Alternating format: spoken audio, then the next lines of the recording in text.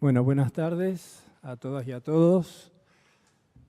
Muchas gracias a las autoridades de la Comisión de Legislación Penal y Asuntos, en realidad de la Comisión de Justicia y Asuntos Penales de la Cámara de Senadores, por la oportunidad de intercambiar algunas ideas sobre este proyecto denominado de responsabilidad penal de las personas jurídicas. También tuvimos oportunidad de participar e intervenir y seguir las audiencias donde el tema fue tratado en la Cámara de Diputados y asistimos también al abrupto final de carrera de incorporación de nuevos tipos en el proyecto que finalmente está ahora en tratamiento en el Senado. Algunas de las ideas que yo voy a tratar de compartir con ustedes formaron parte de una ponencia que yo presenté en el año 2013 en el Congreso de Derecho Penal, organizado por el Departamento de Derecho Penal de la Facultad de Derecho, y de una ponencia que presenté en el mes de noviembre del año pasado en el Congreso Internacional de la Asociación Americana de Juristas. Este es un poco el marco desde el cual voy a tratar de transmitir mis ideas sobre el tema, donde comparto muchas de las cosas que han dicho los colegas que hablaron anteriormente, y dado el avanzado de la hora y que ya hemos repetido algunas cosas, vamos a tratar de no volver a reiterarlas y desarrollar esta exposición en torno a tres ejes, en torno a tres títulos. Algunas cuestiones analíticas, procesales y de política legislativas que involucran este proyecto. La cuestión central de la génesis político-criminal y las implicancias de este proyecto y una referencia a lo que yo denomino cláusulas de fuga del sistema que me llevan por lo pronto a la convicción íntima que en la forma que el proyecto está redactado, más allá de los esfuerzos y las voluntades que todos ponemos para tratar de hacer una ley operativa, digo en los términos que hoy estamos analizando, este proyecto no va a ser efectivo ni eficaz como mecanismo de control respecto a las conductas que se pretenden o se procuran abarcar. O sea, va a servir poco para prevenir comportamientos y va a servir poco para que se ponga en funcionamiento el sistema de agencias judiciales y penales y que se llegue a algún resultado concreto. Y en paralelo voy a usar el ejemplo de lo que pasó en nuestro país cuando hablé de la cuestión política criminal, porque viene al cuento y además hay un proyecto en el Congreso también ya vinculado con este tema, que es qué pasó, por ejemplo, con las leyes de defensa de la competencia en nuestro país.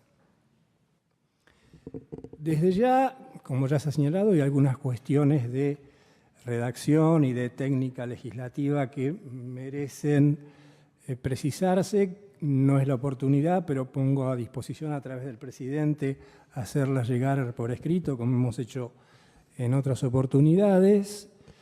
Creo que como cuestión de política legislativa, este proyecto que tiene modificación de tipos penales, modificaciones de penas, junto con cuestiones procesales, junto con los institutos de normas de transparencia y cumplimiento, me parece un poco desordenado, y a veces el desorden legislativo, a veces adrede y a veces no. También opera contra la eficacia y efectividad de este tipo de normas. Y creo que desde el punto de vista de la política legislativa sería bueno retomar las experiencias. Si bien el texto de la reforma está tomada en algunos pasajes de la redacción, la experiencia en la materia del proyecto de reforma integral del Código Penal del año 2006, que dirigió el doctor Baigún, y el proyecto de reforma integral del Código Penal, del decreto 678, que dirigió el profesor Zaffaroni con muchos profesores y miembros de esta casa, como la diputada Arbayelata, el hoy senador Pinedo, el entonces diputado Gilavedra, que trabajó puntualmente el tema de la responsabilidad penal de las personas jurídicas, delineó con bastante precisión los elementos normativos y descriptivos de los respectivos tipos,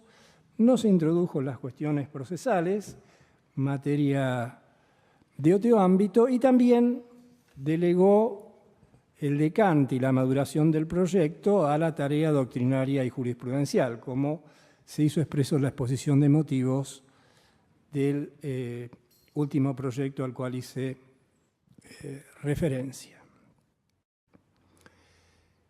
Hablamos también del tema de la responsabilidad penal de las personas jurídicas. Es sabido en la línea doctrinaria continental, básicamente de raigambre alemana, toda la discusión en torno a la responsabilidad o no de las personas jurídicas. Sabemos que en el marco del Common Law en Italia y en Francia han seguido otra orientación al respecto, distinta de los alemanes, y en la referencia doctrinaria sobre el tema no puedo dejar de mencionar cuando trabajó el tema de la responsabilidad penal de las personas jurídicas, el aporte que hizo David Baygun en su libro precisamente sobre responsabilidad de las personas jurídicas y su desarrollo doctrinario dogmático en torno a lo que él denominó responsabilidad institucional, que también podría ser considerado.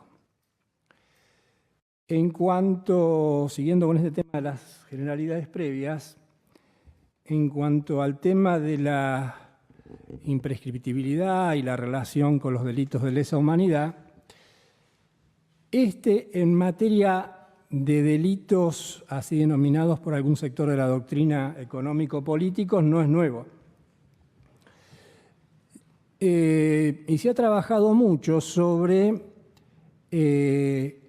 la directriz 10/45 del Consejo Aliado, que sirvió de marco normativo para los procesos de Nuremberg, y también sobre el análisis que se hizo luego de caída la República Democrática de Alemania sobre Honecker, que excedió el caso conocido de los tiradores del muro para también introducirse en cuestiones de tipo de responsabilidades por hechos político-económicos. Donde se rescataba un poco esto de asimilación a algunos delitos político-económicos como delitos de funcionarios que podían implicar delitos de lesa humanidad. En este sentido podría brevar en alguna de las ideas, no sé si consciente o inconsciente, del proyecto que estamos analizando, pero lo cierto es que a partir de 1978 toda la doctrina alemana, que por supuesto tuvo en cuenta estos antecedentes, dejó de lado esta apreciación de vincular los delitos político-económicos como delitos de lesa humanidad. Esto como algunas cuestiones generales que me parece que merecen algún análisis más particularizado. Y bueno, como hemos hablado de algunas cuestiones dogmáticas, hemos hablado de algunas cuestiones procesales, hemos hablado, y coincido con el doctor Ple, la demora o la mora o la falta de aptitud por parte de nuestro sistema penal y las agencias vinculadas para controlar los delitos que se cometen desde el aparato del Estado, más grave que esto, por las consecuencias aún más nocivas, es que también se ha demostrado totalmente improcedente e inoperante para el abordaje, control de los delitos de contenido económico. Dicho esto, digamos como cierre del primer punto, voy a introducirme en lo que es mi visión político-criminal que subyace a este proyecto. Y les voy a pedir 4 o 5 minutos que voy a tener que hacer un poco de historia económica, porque si no, por lo menos en mi análisis, me es muy difícil entenderlo y a veces explicárselo a los alumnos, ¿no? ¿Por qué llego a esta conclusión? Lo más brevemente posible. 1776, Adam Smith publica su obra clásica sobre la riqueza de las naciones. En esa obra, Adam Smith, en línea con el pensamiento de David Ricardo, dice: en el sistema de libre competencia, guiados por la mano invisible, donde cada uno, generando su propio beneficio, genera el beneficio de los demás, el destino de la economía va a ser de plena competencia. 1776. 100 años después, la experiencia ostensible era que la economía mundial estaba altamente concentrada. O sea que la visión optimista predictiva de Adam Smith en la economía occidental no tuvo el efecto predictivo de Adam Smith y David Ricardo. Lejos de un sistema de plena competencia, tenemos un sistema altamente concentrado, a partir de lo cual, y como el sistema de concentración económica genera muchas crisis, es que se generó esta especie de derecho a caballo entre derecho de la modernidad y la posmodernidad, que es todo el derecho de materia o raigambre penal económica que se gesta entre fines del siglo XIX y principios del siglo XX.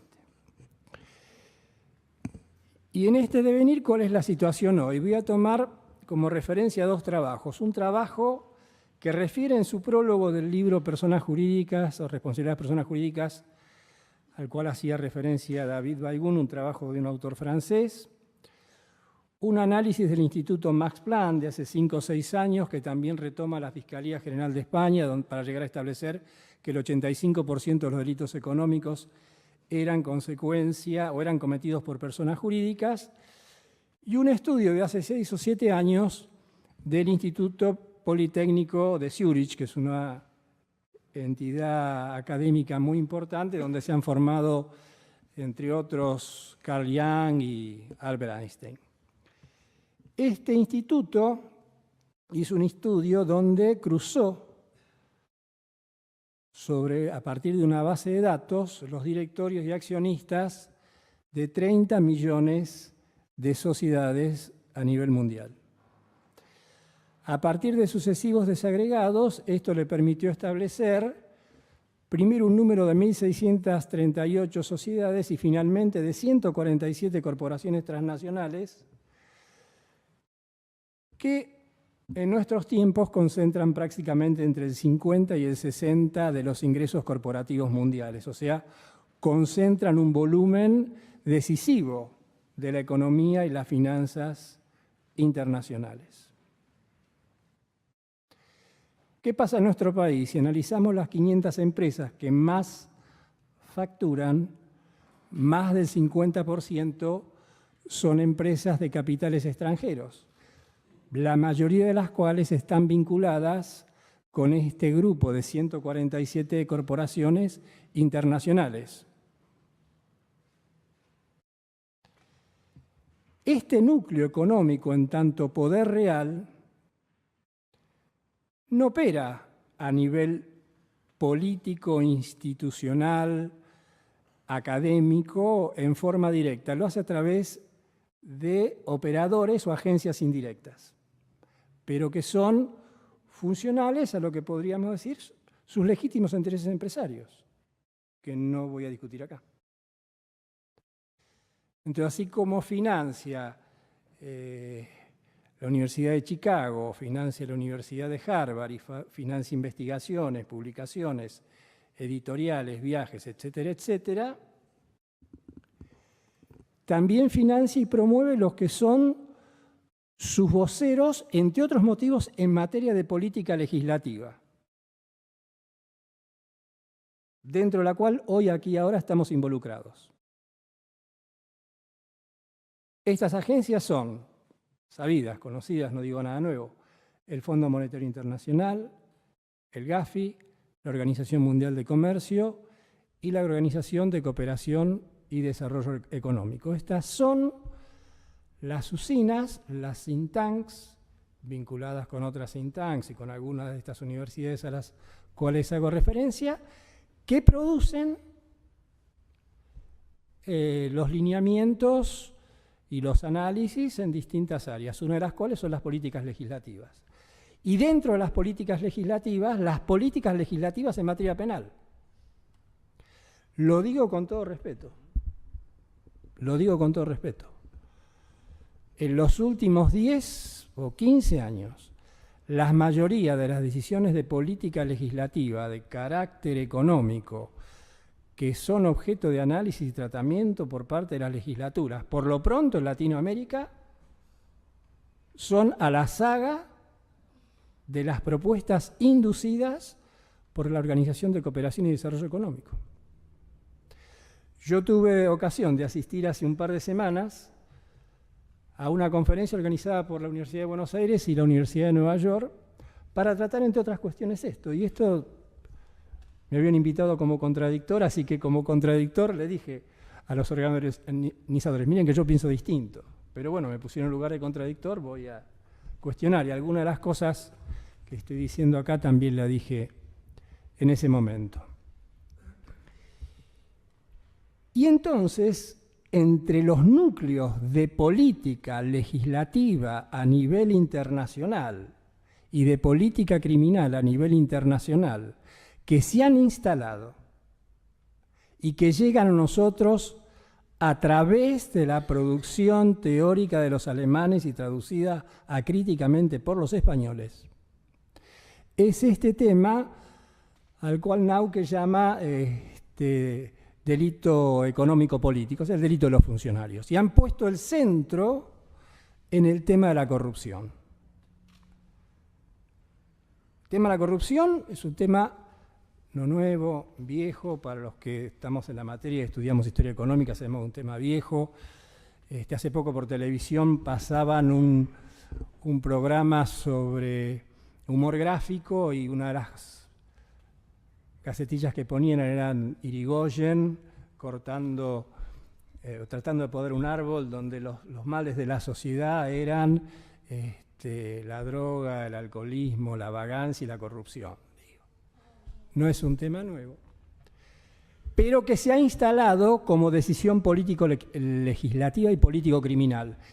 Y nosotros, me incluyo, en algunos momentos también lo hemos tomado acríticamente. Viene, baja, viene de la OCDE, pasa por Harvard, se motoriza una decisión de Naciones Unidas, se motoriza una decisión de algún organismo internacional, viene, no llega. ¿Y qué hacemos? Nos podemos analizar los elementos objetivos, subjetivos del tipo, los antecedentes, cómo funcionan en Estados Unidos y en Alemania, y escribimos tratados sobre eso, sin indagar mucho respecto a cuál es la matriz, la finalidad de este tipo de normas para países como el nuestro. Con algún esfuerzo yo he tratado, una vez de desentrañar más o menos la línea terminal, como diría algún autor, y para el derecho penal, ¿quién es el asesino, no? ¿Quién lo hizo? Lo que nos preguntamos en penal, ¿quién lo hizo? ¿Y por qué lo hizo? ¿No? Entonces, en esta línea de tratar de averiguar quién lo hizo y por qué lo hizo, me encontré con este escenario. Y en mi opinión, discutible, por supuesto, y someto una vez más a discusión, esto se debe a básicamente dos motivos. Una, porque hay una política de deconstruir el poder estatal, el poder de los estados, a través de desconstruir el poder político, porque los estados son una de las pocas entidades que con algún nivel de independencia pueden contrarrestar el poder de las corporaciones multinacionales. Y por el otro lado, es para instalar un tema de discusión para no discutir otros. ¿De qué no discutimos en materia económica o de delincuencia económica cuando hablamos solo de la corrupción? No discutimos de los delitos más graves, que generan mayores afectaciones sociales y económicas que la corrupción. Pero de eso no hablamos. Hablamos de la corrupción. ¿Y de qué no hablamos? ¿O hablamos poco? De la transferencia de capitales, de la fuga de capitales, de la evasión impositiva, de las consecuencias nocivas de las prácticas monopólicas, de la evasión tributaria. Y en algunos Estados Unidos se hizo un trabajo donde se cuantificó aproximativamente cuál era el perjuicio económico derivado de este conjunto de hechos, a los cuales podríamos, me animaría, a incorporar los delitos comunes de robo, hurto y administración fraudulenta, frente al perjuicio económico de los delitos de corrupción. Y la relación era más o menos 1 a 10. Pero analizamos la lesión económica por 1 y no analizamos la lesión económica por 10. Porque la lesión económica por 1, el acento lo ponemos en el funcionario público. En la otra línea lo tendríamos que poner en las empresas. Y en esta ley, como en todos los delitos contra la administración pública, cohechos y demás, está implicada las empresas. En realidad la línea de investigación penal no avanza sobre eso y en este proyecto avanza poco. Entonces, este es el punto de partida desde el cual yo analizo la ley. No me parece que sea razón suficiente decir, bueno, a ver, voy a analizar el tipo, las penas, los elementos del tipo, si lo voy a hacer de una concepción, el análisis ontológico, funcional, que hay que hacerlo. De la misma manera que hay que sancionar los actos de corrupción, porque también generan perjuicios graves para el conjunto de la sociedad y para la credibilidad de nuestra organización político-institucional. Pero no nos podemos quedar solo en esto. ¿Y qué es lo que yo veía en la relación con la ley de defensa de la competencia?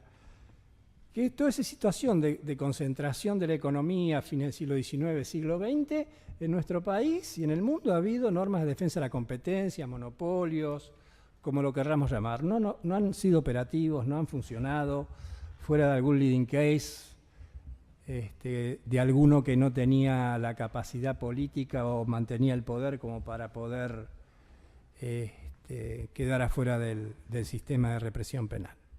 Pero la verdad que no ha funcionado ni funciona. Y yo creo que esta ley, más allá del simbolismo mágico que suelen tener en general las leyes penales, no solamente esta, tengo mis dudas de que sea, como dije al principio, efectiva y eficaz. Y yo creo que tiene 2 cláusulas de fuga para el sector empresario. Tampoco voy a decir algo nuevo ni algo que sea muy original, combinando el tema del colaborador eficaz y el programa de integridad. El sistema del colaborador eficaz, ¿cómo funcionan las empresas? La actividad empresarial es una actividad de riesgo cotidiano. Entonces se toman las decisiones en función de riesgo-beneficio. Y en el tema que nos ocupa, ¿qué se evalúa? Hago este comportamiento disvalioso, o administrativamente reprochable, o delictivo. Si no lo hago, ¿cuánto dejo de ganar? Si lo hago, ¿qué posibilidad de ganar tengo? Si lo hago con esta posibilidad de ganar esto, ¿qué posibilidades hay de que me detecten? Si me detectan, ¿qué posibilidades o qué límites voy a tener ante mi poder operativo en las agencias de control? Y todos saben de lo que estoy hablando. Y aún así, si me detectan, no puedo manejar la actividad de las agencias de control. Y me avisan. Mirá que te van a decir piedra libre. Entonces voy, me presento y digo, acá está. Ahí. Sí, cometimos estos actos, cometimos estos hechos. Estos fueron los responsables. Voy a pagar un monto mínimo respecto al hecho y me presento antes de que se denuncie o se inicie la causa penal. Y en mi relación de costo, riesgo, beneficio, es un riesgo que corrí, con la posibilidad de tener una gran ganancia y poca consecuencia penal. O si avanzó mucho, también me presentaré en estos mecanismos de disminución o atenuación de pena para tener menos consecuencias económicas negativas en este negocio que me detectaron, pero por ahí en el otro que hago no me van a detectar.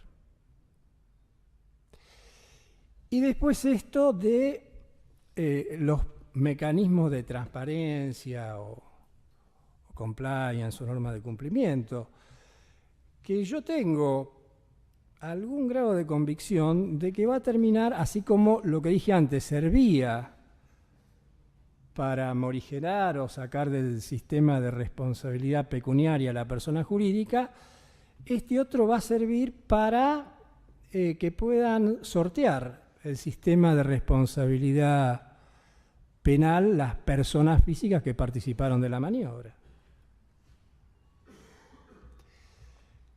Porque van a decir, yo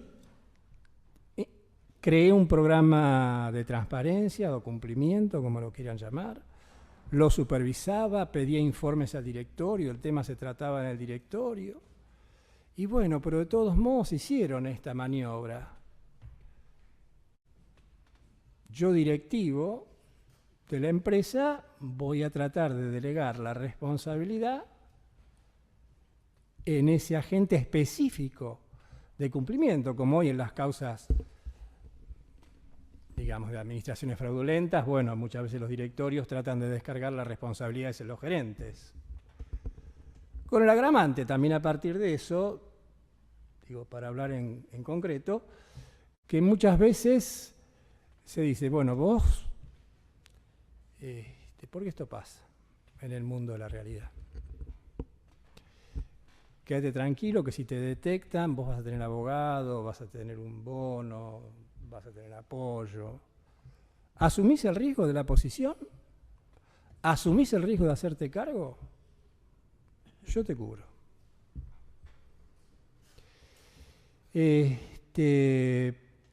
Entonces, terminando.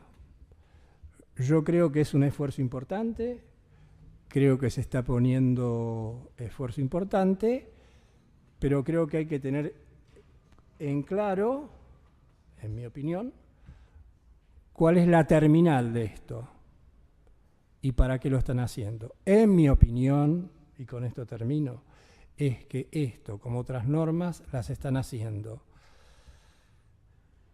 para hablar de algunas cosas y entonces para no hablar de otras, y que este mecanismo, lejos de ser un mecanismo eficaz y eficiente para el control de las prácticas corruptas a nivel empresarial,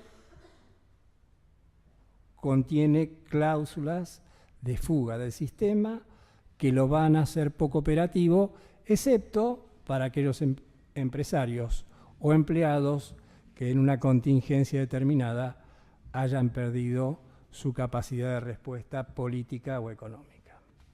Muchas gracias. Gracias, doctor. Sí, senadora Negre. ¿Cómo no? Buenas tardes, doctor. Buenas tardes, doctora. Muy interesante su planteo. A ver, quería conocer su opinión sobre el artículo 37, que en realidad no tuvo media sanción, y sobre la propuesta de la imprescriptibilidad de los delitos cometidos por las personas jurídicas, y que el fundamento que dieron los autores de la incorporación fue tratarlo como delito de lesa humanidad. Esas dos preguntas. Bueno, yo creo que sobre eso, por un lado tenemos un marco de convenios internacionales que ponen un límite, y un poco, creo que lo dijo el doctor Ple con bastante claridad, nos llevaría a procesos al infinito, y un poco lo que yo decía también antes, ¿no? Es decir, esta que fue una línea teórica en Alemania entre el 45 y el 85, o el 80, después la doctrina continental alemana lo ha dejado de lado. Así que eso me parece que no. Y lo del artículo 37, tuve oportunidad de hacer un pequeño comentario donde coincido con la postura que se ha esbozado y esbozaron muchos legisladores de que no podemos dejar a cargo de un funcionario político, en línea directa con la titularidad del Ejecutivo, llegar a este tipo de acuerdos. Pero con una salvedad, que fue un registro que yo me quedé interno, como cuando fue el debate en diputados, mi convicción íntima era que los promotores de este artículo sabían que el artículo no se iba a aprobar. Y lo usaron, como yo dije, como papel matamoscas. Es una figura un poco antigua, para los de mi generación me entenderán, ¿no? Es decir, fueron todos a discutir el 37 y pasó el resto. Y como decía Agustín, al final era medio alocado a ver qué otro tipo penal o qué otro artículo del Código incorporamos en el catálogo de conductas a reprimir. Gracias, doctor. Muchas gracias por gracias. venir.